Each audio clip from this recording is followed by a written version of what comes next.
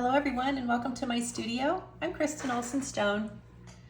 I'd like to share with you how I think about composing a painting or a drawing from this reference photo of some birch trees. This concept I'd like to introduce you to is called the dot line method of drawing. So typically I would do my drawing first in pencil or using a lead holder, and then I would draw over the pencil lines in pen once I had everything looking the way I wanted it to look. And then I would erase all the pencil lines with a white plastic eraser like this one. But sometimes you don't have time to do a pencil drawing, or you want to have maybe your work have a little more of a sketchy look. And frankly, when you're doing something that's really small, like 6 inches by 8 inches or smaller, you don't normally need to spend the time to lay everything out with a pencil first. You can just use a pen. And so if you're doing watercolor sketching or traveling and you want to really have a light sketch kit, it's great to have a 6 inch by 8 inch sketchbook or a small square one, and just a pen. Leave the pencil and eraser at home and take a small watercolor kit. But here's how we do the dot line method. So this is my refillable TWSBI Diamond 580 pen, and this is an F nib. F is for fine. So the base of that tree in the photo is here, and I'm going to move the base up to here. So instead of drawing a line for the base, I'm just drawing 2 little dots. So that's a little marker for me. And I'll even draw one over to the left of those 2 dots just to show the base of the tree. And I know I want the tree shadow to be extended here, so I'll just make a series of dots. And then I want to place a rock, one of those rocks over here on the lower left-hand corner, not all the way to the bottom, but the lower left-hand corner. So I'll just kind of make a couple of dots and very sort of light lines in the shape of the rock that's there, and just kind of see how that feels. And I think that my dots for the tree are too far to the right, so I think I'm going to move them over here a little bit. So now that I'm happy with the placement of these and with this rock, I'm going to go ahead and connect the dots, and I'm just going to kind of draw a line there around the base of the tree. And now I'm going to draw the side of the tree straight up, and it goes off the top of the page, and I'll draw it straight down. Okay, so there's a tree, and same for the rock. So as I was trying to make these lines, I just realized my pen ran out of ink. So I thought, okay, this is an opportunity for me to show how I refill my pen. So this pen has a piston filler method. So this is De Atramentis Document ink in black. It's permanent ink and waterproof. So I'm going to carefully unscrew the lid. This is a 45 milliliter jar, and I just dip the pen, the tip of the pen, all the way into the bottle, and I unscrew the piston, turning it to the left, and that pushes any remaining ink out. And then I turn it the other way, and it pulls the ink up into the pen. And I just have to make sure I keep the tip submerged. And then I carefully wipe it off. And that's it. My pen is filled. Okay, so now that my pen is filled, I can finish my thoughts on this composition and show you how to do the dot line method for drawing with ink only. Okay, so I like to make lines when I do rocks that are what I sort of call masculine, and I make these sort of direct, lines like this that are very purposeful. It's funny to think of something like a rock as being masculine, but I kind of think of them that way. I don't know how I think of the tree, but anyway, that's how I think of rocks. So there's our rock. And because there's some grass in front of it, I'm going to indicate a few blades of grass. So it's kind of nice to break up the flat bottom of the rock with the grass blades, because you have lines like this at the top, sort of horizontal lines at angles. So this is an opportunity for a vertical line, small vertical lines, and that gives you some more variety. So I'm always thinking about line variety, color variety, temperature variety, and things like that. And there are a few blades of grass at the base of the birch tree as well. So I'll draw some of those in. And I indicated the shadow with a few dots. Part of the reason that the shadow doesn't show up so well is that there is a rock right under the tree, or to the right of the tree. But I'm not going to include that rock because visually it would be too confusing. So I'm just going to have the shadow lines and the color of the shadow, and just make it like the tree is casting the shadow into the grass. So I'll draw a few more blades of grass back here. Now, as I mentioned before, the trees on the right, the one tree is leaning into the other tree. So these trees are going to be further back. So the base of them is going to be about there. That's the right one. And then the base of the other one is going to be a little closer in. So I'm just going to draw this tree leaning towards the other one very lightly. And this tree right at the side of the page there. And these trees also have some grass at the base, so I'm just going to indicate that with a few short lines of grass. And I'm going to put a rock here. I want to make sure that this rock has some shapes that are different from this one. Now remember, there were 3 trees that were lined up in the middle. And I know, by the way, that these trees have branches, but we'll establish that later. So I want them to not be so evenly spaced, but they kind of go back in a line like this, lower right to upper left. So I want to establish where I think that the eye line should be. The eye line is the horizon line, so it'd be about here. If it was any higher, then it would be right in the middle of the canvas, and I don't want it to be in the middle. I want it to be below the middle, because anytime anything is directly in the middle, it divides the canvas. So you always want to think about thirds or variations of a third. But actually this might be a little bit too high, so I think I'm going to make it lower. And here's the beauty of making just a dot to indicate that. So I can make just this dot, and if I'm not happy with it, I'll leave it there and I'll make another dot, and I'll imagine, well, what if the horizon line was at about this level? And I can picture that by just putting a dot down. So I'm going to make a couple more dots going across here just to kind of indicate where my eye line is, or my horizon line. So on this side we have a nice pine tree, and that makes a beautiful rounded shape. And we'll give it a little texture in the center. And then I've got these 2 other trees to line up here. So I'm going to make this one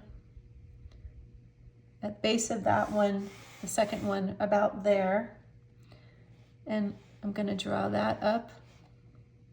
So I've moved it closer to the one in the center, or the one in the foreground.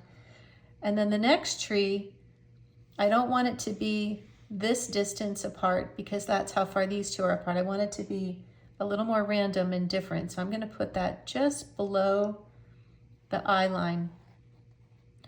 And again, I'm going to just draw that up to the top, and I made it a little bit thinner as well. So now my trees aren't so evenly spaced. And to echo these trees, there are a couple more birch trees behind the pine tree. So I'm just going to put in a couple more back there, and I want to make sure that these are smaller and skinnier, but they sort of echo this whole line of birch trees, showing that it's a forest. Now on this side, these trees have a lot more leaves, but there's still a couple that are visible in this forest. I'm going to draw one more skinny birch tree back there. So now we need to connect the foreground to the middle ground and the background. So I've got two rocks here and they're at a nice angle, and I've got this shadow at this angle, and these trees are also going to be casting a shadow. So I'm going to bring that behind this tree, and I want to make sure this shadow is pretty much at the same angle as this one. So we'll have shadows all around, and that gives us some nice light consistency. And I'm going to add another couple of rocks. So I'll add a rock here and a small one in front of it, and of course a few blades of grass. And I think I'll add one more rock here, and I'll have it pass behind this tree with some blades of grass. And I'm going to put some more texture with my pen, blades of grass here. And I'm going to put some more foliage behind these tree trunks. And I've got a wonderful selection of branches and leaves at the top right corner here. So I'm going to put those in just by making kind of loose, squiggly marks. So usually when I draw trees, I draw the trunk, and then I draw the clusters of leaves, and then I draw the branches last. And this isn't anything I was taught to do, it's just I like the results of that. And so that's just how I tend to draw trees. I like to put in all the clusters of leaves first, and then the branches. Okay, so this tree has some branches coming out from the middle, and each one of the branches kind of curves up and out like that.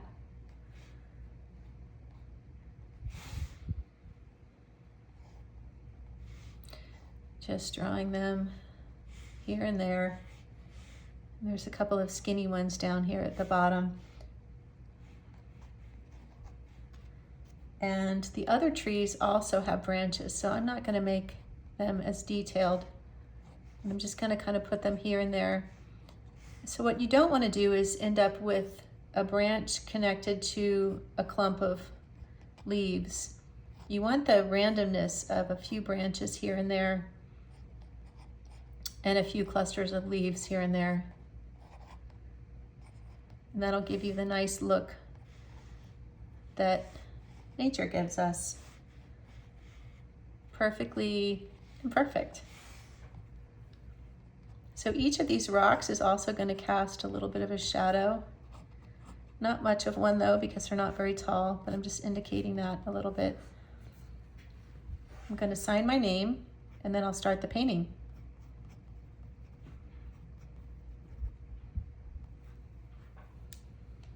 So I've got a set of Rembrandt paints here in a variety of colors, and a number 10 brush, and I'll talk about the colors as I'm painting, and I'll also put a list of the colors in the description that I write. So I'm going to start with the bright yellow-green foliage on the top right corner. So I'm going to start with permanent lemon yellow. And if you're familiar with my work, you'll know that I like to do a lot of my mixing, color mixing on the paper. I've been painting for many, many years, over 30 years, and I love to teach. I love to share everything I've learned about art, and I'm always learning and trying new techniques and things. So if you follow me here on YouTube, I'm going to be sharing a lot more. I'm really working on building my YouTube channel and my Patreon membership and adding more lessons and doing a lot more teaching these days, because frankly, it's a lot of fun to make these videos. So if you haven't done so already, take a minute to subscribe to my channel and check out my Patreon, see if that's something you might be interested in as well. And learn about art with me here on the World Wide Web. So now I'm mixing a little bit of sap green in with this lemon yellow, and you can see how beautifully these colors mix together. I'm going to pick up a little phthalo green to warm up, or to cool, sorry, to cool down my sap green. And I want to have some of that color mixed in with the trees, leaves at the top here. So I mentioned this photo came from one of my students. She's recently returned from a trip to Sweden. And these were some birch trees she photographed in a forest, and they're so pretty.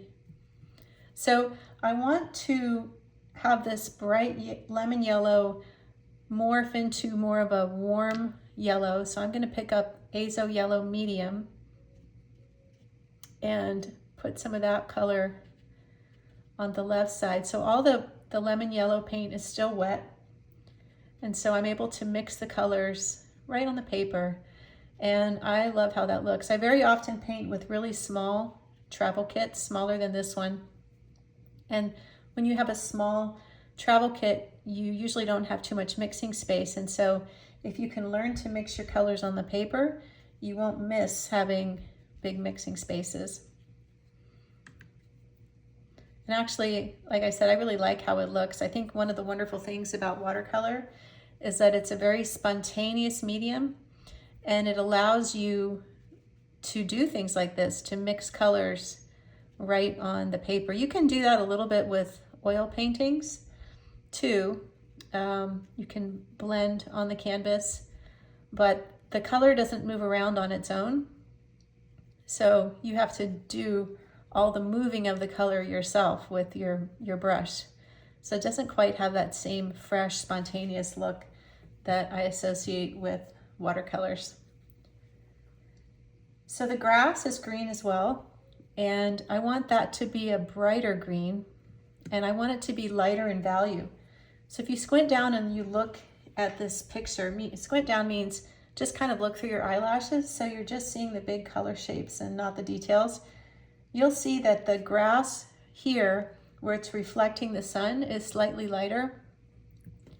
So when you paint landscapes, usually anything horizontal, like a field of grass or a lake or something like that, will usually be lighter than anything vertical. And vertical darks kind of become the glue that holds your composition together. And the light values of whatever colors you're painting, whether it's a field of grass or wildflowers in Tuscany or the ocean, will be the light that radiates out from your painting. So I'm just painting this lemon yellow and this nice light green mixture. And notice how this is still a beautiful, bright, light green, but this value of these green colors and yellow colors are darker than the grass. Got a little more to put in back here. So I'm painting right over where the shadow is cast, but I'll be painting over the grass when this is a little bit drier. So now for the pine tree on the left. That is a very dull looking green. So I'm going to start with sap green, and it is in the back or the middle ground. So colors get grayer as they go back in space. So to gray down this green a little bit, I'm going to add some permanent red deep. So whenever you want to gray any color, you just add a little bit of its complement and you'll get a grayed down version of whatever that color is. So if it was something bright red and I wanted to paint it in the middle ground or the background, I would add a little bit of green to it. So it's important to know your color wheel to know which colors are complements. So if you look at the color wheel, whatever is opposite that color, literally across the color wheel, that is the complement of that color. So you don't want to mix your complements 50-50 because that would give you a flat gray. you want colorful grays, which means you want to just do a mixture that has one main color like green and then a tiny bit of red to just gray it down slightly. Now I've added some more red to the base of this pine tree to give it a little more weight in the center.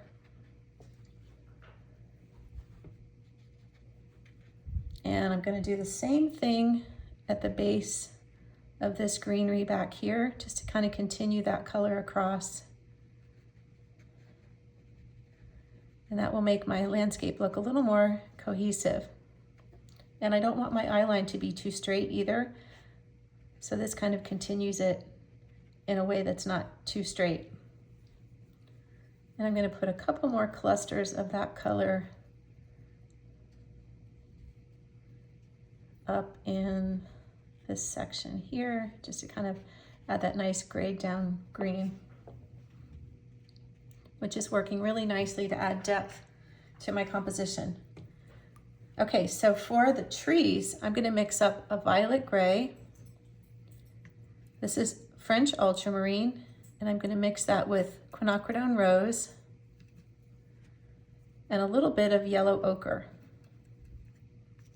So I want a nice blue violet gray. So it's mostly French ultramarine and Quinacridone rose with a little bit of yellow ochre mixed in. And I'm going to go down to the shadow side of this tree very lightly, still using my number 10 brush, and up into here a little bit. And now I'm going to do the same thing with the two trees on the right. And the same thing with these two trees. Now, if you're looking at the reference photo, you'll notice that the tree I'm working on right now has a lot of black in it.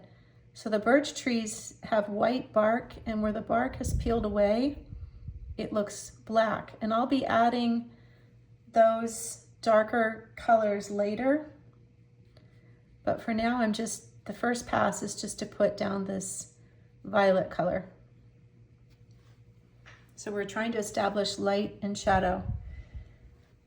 Now I'm going to use the same violet color, and I'm going to mix some green into it and a little more blue. And I'm going to put the shadow color down here under the tree. And instead of painting it like a line, I'm painting strokes to mimic the grass. And I think that's a more effective way to show the shadow of the tree, especially for the one in the foreground. And I'm taking that same color and I'm putting it where I see the other shadows. And while I've got this color mixed up, I'm going to put the shadow that the rock is casting in as well. And then we'll jump over to putting the rock colors in. And theoretically, this tree would also be casting a shadow, so I'll put a little more shadow color back there. And I'm going to also take this same color and just put a few strokes, kind of like I did with my drawing of the grass, throughout the grass section, just to give it a little texture and with a color that's in harmony with the color in the shadow. Now, some of my gray from the tree wasn't completely dry yet, and so it bled into this shadow, and that's totally fine with me. Okay, so next I'm going to paint the colors of the rocks. Are violet gray as well, and they're very similar to the color of the tree, where the tree is in shadow, but maybe a little bit more brown if you really look closely. And they're not too dark, so I'm going to leave some white highlights on them, and I'm just painting this violet gray mixture, to which I added, it was the same mixture that I used for the side of the trees, but I added a little bit of transparent red oxide. If you don't have that color, burnt sienna is another good option, or burnt umber, either one would work. So I've got some of this transparent oxide here, and I'm gonna put a few strokes of that into this color mixture because that allows me to have some colors mixing up with each other on my paper, which is what I like. And I've kept the darker section of the rock more to the right side because I've got the light coming from the left. I'm going to add some small yellow strokes to my grass to give it a little more texture and just a little pop of color. Now I want to start putting in some of the beautiful blue sky. So I'm going to use French ultramarine by itself. So the sky is always the lightest overall color shape in your painting, and it's easy to remember that because the sun is in the sky. So the sun is very bright, and that'll help you keep that in mind. So I'm just painting a little bit of blue sky in between some of the trees, and I'm not letting the blue touch the bark or the greenery because I don't want it to blend. And I don't mind leaving a little bit of white space in between. I just really like that look. Keeps my paintings kind of light and like they're full of fresh air. I want to put some orange onto the rocks because I want to have orange in my painting that will be the complement of this violet gray. So I'm using Pyrole orange, and the rocks have all this beautiful lichen on them. So that's a little bit dark. I'm going to add some azo yellow deep to this orange and paint that onto the rocks. And having complementary colors in the foreground is wonderful. So the job of the foreground in your painting is to capture the interest of the viewer and draw them into your scene and show them the beauty of your painting. And to capture their interest, you want to make sure that you have some complementary colors in the foreground. So now I'm going to add even more blue violet to this rock, give it a little more texture. Not too much, just a little bit, but definitely a blue violet color to complement the orange. Now I'm going to pick up a little bit of this orange with more water so it's lighter, and put some of that on top of the rocks. So this is dry now. So I'm going to mix up a dark with transparent oxide red and this violet color. And I want to have very little water with this mixture, just a lot of pigment. And I'm going to just very lightly take the point of my brush and make some dark streaks to mimic the bark where it's peeled away. And I'm only doing this in the side of the tree that's in shadow right now. I will add some of this peeled away section to the tree where it's in the light, but first I'm going to just do it where the tree is in the shadow. And I don't want to cover up all my violet shadow side. I definitely want to leave some of the white, but I want to get some of this nice texture. So nice to see these dark colors in the painting. Once you get darks established, it really helps the painting's colors really just sing out. A lot of watercolorists don't add quite enough color to their paintings, and they don't add enough darks, and they really need the darks. Oil painters tend to paint too dark sometimes, but watercolor painters have a tendency to paint too lightly. Okay, so now I'm going to do some of those branches.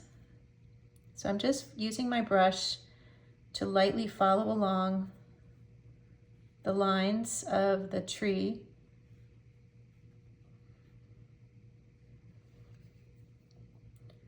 And it doesn't matter if I go over every single line. I can leave some that, you know, and let the ink just be what is showing the branches, not necessarily painted. I'm going to do a few more. I don't want to have too many branches.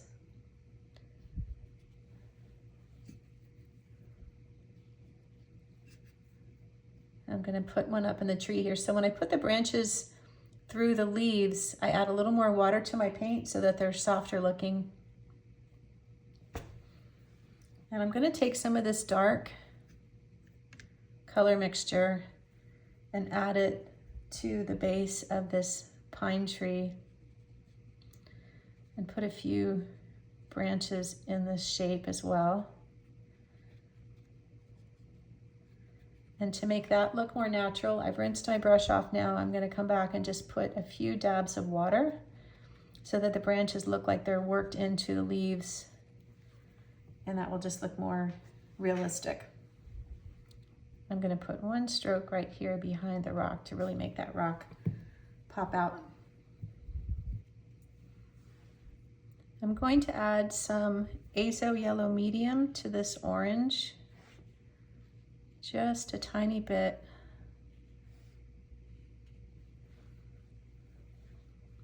And a stroke of orange.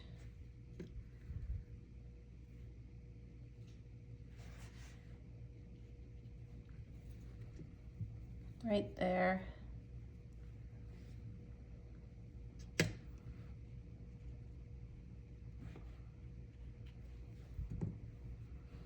All right, thank you so much for joining me today and painting this, while I paint this beautiful Swedish forest of birch trees. I hope that you learned some techniques and maybe some tips about color or color mixing, and that you feel inspired to paint some nature scenes. If you haven't already done so, please subscribe to my channel. Like this video and leave me a comment. I really do love to hear from you. When I get comments from people, I love to write them back, and you can always ask me questions. And the color list and all my supplies that I used for this video lesson are in the description. I'm going to add some azo yellow medium to this orange, just a tiny bit.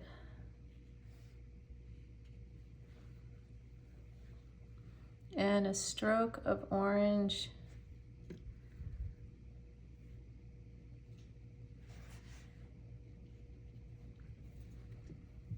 Right there.